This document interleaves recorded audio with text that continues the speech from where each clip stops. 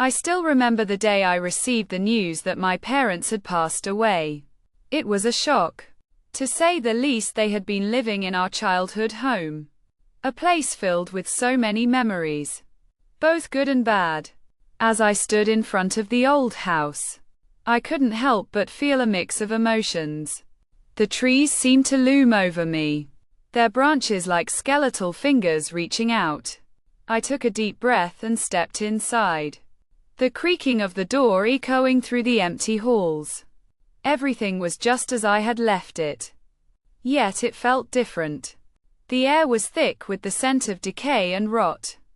I began to walk through the rooms, remembering the times my parents had scolded me, the times we had laughed together, and the times I had cried myself to sleep.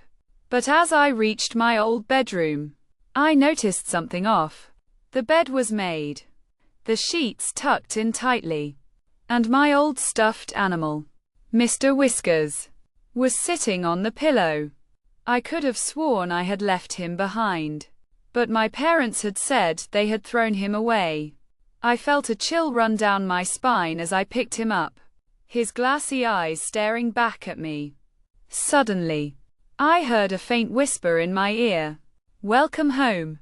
I spun around, but there was no one there. I tried to brush it off as the wind, but the voice seemed to come from all around me. As I continued to explore the house, I started to notice strange things. Doors would slam shut on their own, and I would hear footsteps in the night. I tried to tell myself it was just the house settling, but deep down, I knew it was something more.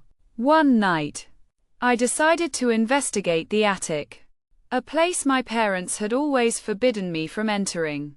The air was thick with dust, and cobwebs clung to my face.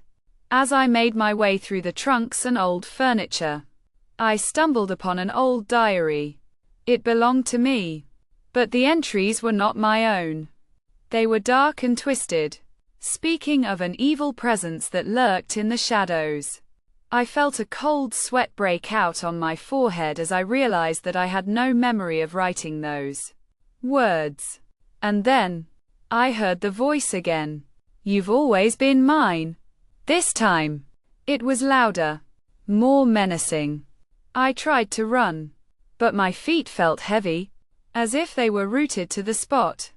The voice began to laugh, a low, menacing sound that seemed to come from all around me.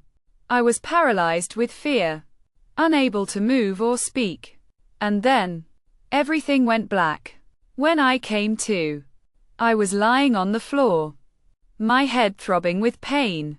The diary was still clutched in my hand, but the entries had changed. They were now memories of my childhood, but they were twisted and distorted. I realized that I had never left the house, that I had been trapped here all along. The voice was mine, and I was the one who had been haunting my childhood home.